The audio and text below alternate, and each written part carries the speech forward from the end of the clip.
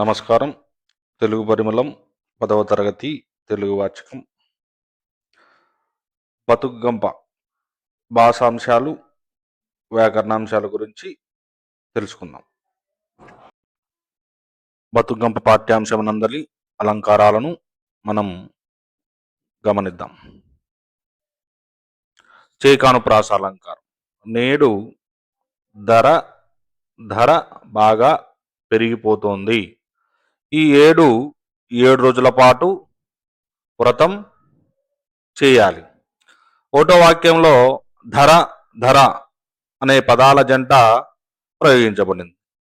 మొదటి ధరకి భూమి అనే అర్థం, రెండవ ధర అనే పదం విలువ అనేటువంటి భావం.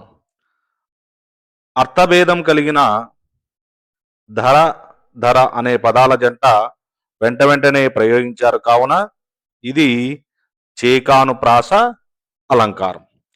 రెండో వాక్యంలో 7 అనే పదాల జంట ప్రయోగించబడింది. ఇందులో మొదటి 7 అంటే సంవత్సరం అని అర్థం, రెండవ 7కి సంఖ్య అని అర్థం.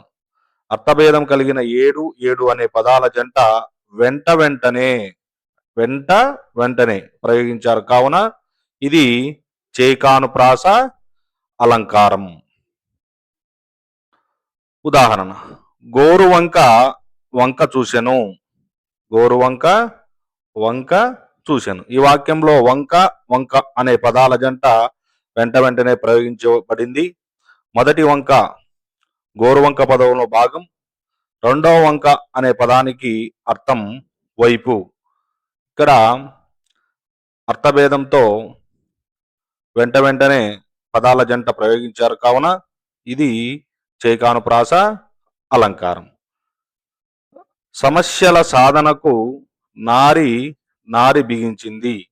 పై వాక్యంలో నారి అనే పదాల జంట వెంటనే ప్రయోగించబడింది. మొదటి నారి అనే పదానికి స్త్రీ అని అర్థం, రెండవ నారి అనే పదానికి వింటి నారి అనే అర్థం. ఇక్కడ కూడా అర్థభేదంతో ప్రయోగించడం జరిగింది కావున ఇది కూడా చేకానుప్రాస అలంకారం. సుందర దరహాస రుచులు. ధర అనే పదాల జంట వెంటనే ప్రయోగించబడింది. మొదటి ధర అనే పదం సుందర అనేటువంటి పదంలో భాగం, రెండవ పదం ధర అనే పదం దరహాసం అనే పదంలో పదభాగం. ఇక్కడ కూడా అర్థభేదంతో ప్రయోగించబడింది. ఇది కూడా చేకానుప్రాస అలంకారం. రాజా నీది శుభంకర కరం. ఈ వాక్యంలో కర అనే పదాల జంట వెంటనే ప్రయోగించబడింది.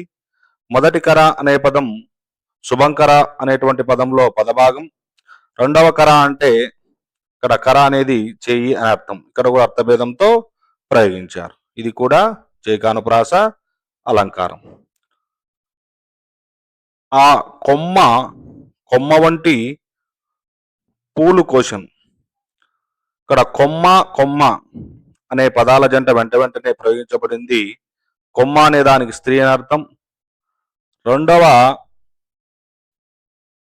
పదానికి చెట్టు కొమ్మ అని అర్థం. ఇది కూడా చేకానుప్రాస అలంకారం.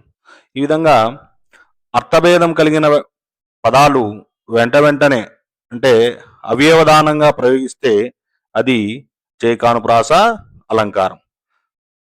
పరీక్షల్లో మనము అలంకారం గుర్తించి లక్షణం కూడా రాయవలసి ఉంటుంది. లక్షణం ఏమిటి అంటే సమాన వర్ణాలు గల పదాలు అర్థభేదం కలిగి వెంటనే ప్రయోగించబడితే దానిని చేకానుప్రాస అలంకారం అంటారు.